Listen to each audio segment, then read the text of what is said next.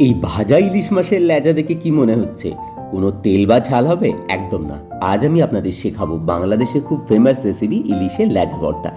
ইলিশ মাছগুলো ভালো করে কাঁটা ছাড়িয়ে নিন, তারপর একটা ফ্রাইং প্যানের মধ্যে সর্ষের তেল দিয়ে তাতে কালো জিরে ফোড়ন দিয়ে শুকনো লঙ্কা, ছাড়ানো রসুন, পেঁয়াজ কুচি দিয়ে ভালো করে ভেজে শিলে বেটে নেবেন।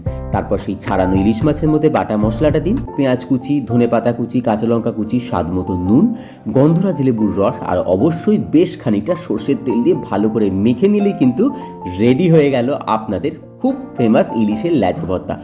গরম গরম ভাতে কিন্তু দারুণ লাগে। চলুন দিদাকে আর মাকে খাইয়ে দেখি। কেমন হয়েছে? খুব ভালো হয়েছে। ভালো হয়েছে? খুব ভালো হয়েছে। বাংলাদেশে এটা খুব খায় ওরা। খুব ভালো হয়েছে, খেয়ে দেখো। এই দিয়ে যাবে, ডাল লাগবে না। এটি ভাত খাওয়া যাবে? কেমন হয়েছে? হেভি হয়েছে। ভাত দিয়ে খাও।